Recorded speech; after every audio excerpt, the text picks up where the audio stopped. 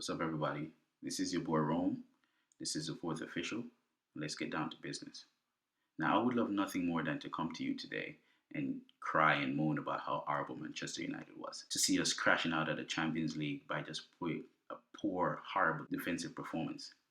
But I can't, because all of that has been overshadowed by the events of the game between PSG and Istanbul, where the fourth official racially abused a black player from Istanbul. Now, our lawyers had advised us to let you guys know, our viewers, that this particular fourth official has no affiliation with the fourth official YouTube channel hosted by yours truly. However, I would be remiss not to talk to you guys about racism in football and racism on a whole. Now, the main point I'd like to make tonight is that these governing bodies and these governments around the world has been pissing on our heads and telling us it's raining for far too long.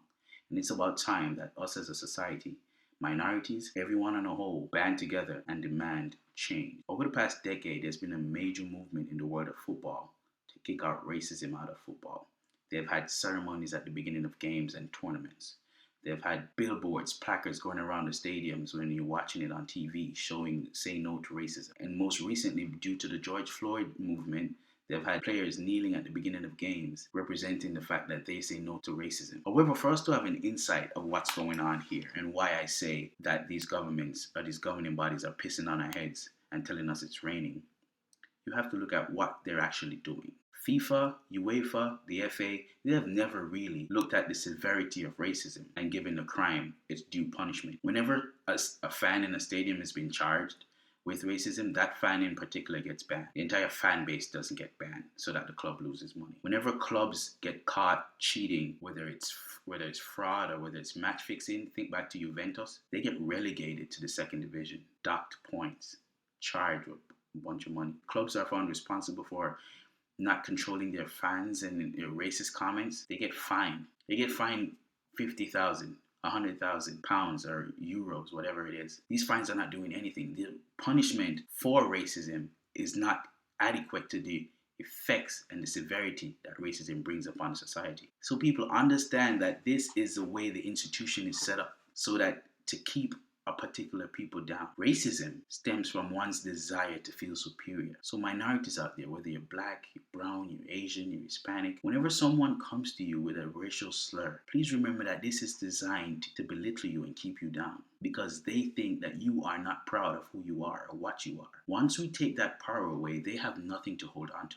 The next person to call you a nigger, whatever those racial slurs are, please remember, take pride in what you are and who you are. And they would never have that power. They do that so they could see your reaction, so they could feel good in themselves to know that they have belittled you and that they're superior to you, when they are not. The problem is we have lost all pride in who we are as minorities, as black people. And we should not be apologizing for who we are or be ashamed of who our ancestors were. I can stand here today and proudly tell you that I am proud to have ancestors who fought the horrifics of slavery, who was brought here on no choice of their own, and stood up and fought and survived. The color on my skin represents bravery. It represents strength. It represents power. If you take nothing from this video today, understand this. What I've realized is that you will never see a white man apologize for his history, because they have over decades revised history so that they are proud of what happened in the past. Which is why we have a Columbus Day. Which is why we celebrate a homicidal,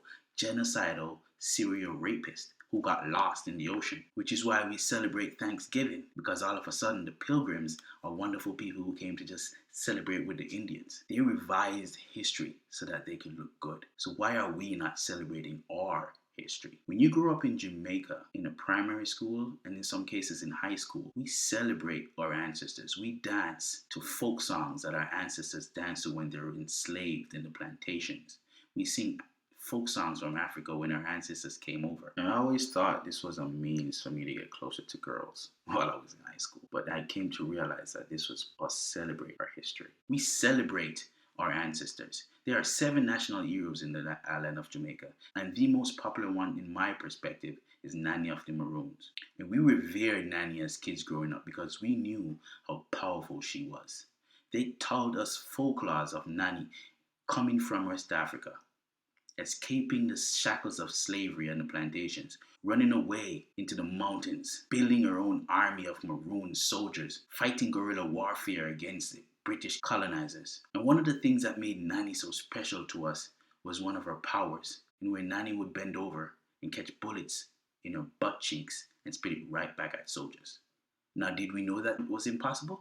Of course we did, but we celebrated our ancestors. We held them high.